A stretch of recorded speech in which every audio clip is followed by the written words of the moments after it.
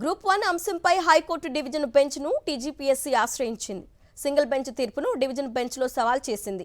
Group 1 mains పరీక్షలకు సంబంధించి మార్చి 10న విడుదల చేసిన ఫలితాలను మార్చి 30న ప్రకటించిన జనరల్ ర్యాంకులను రద్దు చేస్తూ హైకోర్టు సింగిల్ బెంచ్ ఈ నెల 9న సంచలన తీర్పు వెలువరించింది. ఈ సందర్భంగా ఇచ్చిన ఆదేశాల్లో టీజీపీఎస్సీకి 2 ఆప్షన్లు ఇచ్చింది. మెయిన్స్ జవాబు పత్రాలను పునర్మూల్యాంకనం చేయాలి. సంజయ్ సింగ్ వర్సెస్ యూపీఎస్సీ కేసులో సుప్రీంకోర్టు వెలువరించిన మార్గదర్శకాల ప్రకారం మాన్యువల్గా మూల్యాంకనం చేసి ఆ ఫలితాల ఆధారంగా 563 పోస్టులను భర్తీ చేయాలి. లేదంటే 2024 అక్టోబర్ 21 నుంచి 27 మధ్య జరిగిన మెయిన్స్ను రద్దు చేసి పరీక్షలను తిరిగి నిర్వహించాలి. ఈ ప్రక్రియను 8 నెలల్లో పూర్తి చేయాలని హైకోర్టు స్పష్టం చేసింది. ఈ క్రమంలో సింగిల్ బెంచ్ తీర్పును సవాలు చేస్తూ టీజీపీఎస్సీ హైకోర్టు డివిజన్ బెంచ్ను ఆశ్రయించింది. దీనిపై పూర్తి సమాచారాన్ని మా ప్రతినిధి అమర్ అందిస్తారు. అమర్,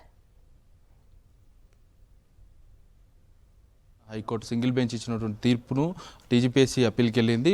సింగిల్ బెంచ్ ఇచ్చినటువంటి తీర్పును డివిజన్ బెంచ్లో సవాల్ చేసింది. ఏదైతే సెప్టెంబర్ 9వ తేదీన ఇచ్చినటువంటి తీర్పు ఉందో రివాల్యూషన్ 3 నెలల్లోపు రివాల్యూషన్ చేపట్టాలి, లేకుంటే రీఎగ్జామినేషన్ అయినా చేయాలంటూ కూడా ఇటు జనరల్ ర్యాంక్ లిస్ట్ ఏదైతే ఉందో ఆ లిస్టును కూడా పూర్తిగా రద్దు చేసింది. ఈ రద్దుకు సంబంధించి టీజీపీఎస్సీ ఇప్పటికే న్యాయ సలహాలు తీసుకుంది, ఉన్నటువంటి లాయర్లతో సమావేశం నిర్వహించింది. ఆ తర్వాత లీగల్గా అన్ని ఎదుర్కొన్న తర్వాతనే ప్రస్తుతం డివిజన్ బెంచ్కి అప్పీల్కి వెళ్ళాలని నిర్ణయించుకుంది. ఉన్నటువంటి ఏదైతే ఆ డివిజన్ బెంచ్కి సంబంధించి సింగిల్ బెంచ్ ఇచ్చినటువంటి తీర్పు ఏదైతే ఉందో ఆ ఉన్నటువంటి సింగిల్ బెంచ్ తీర్పు పైన స్టే ఇవ్వాలంటూ కూడా డివిజన్ బెంచ్ను ఆశ్రయించింది.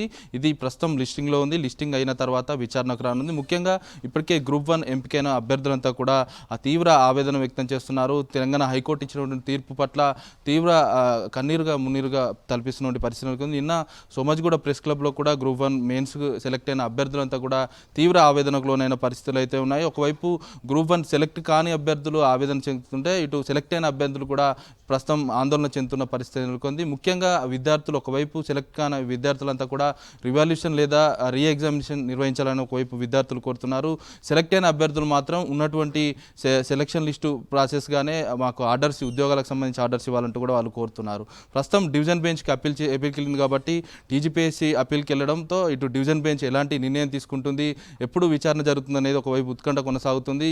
ఇవాళ లిస్టింగ్ కానుంది. లిస్టింగ్ అయిన తర్వాత లిస్టింగ్ ఒక తేదీని ప్రకటిస్తారు. తేదీ ప్రకటించిన తర్వాత హైకోర్టులో టీజీపీఎస్సీ డివిజన్ బెంచ్కి సంబంధించిన అప్పీల్ విచారణ అయితే జరగనుంది. Aruna. Okay Amar, thank you.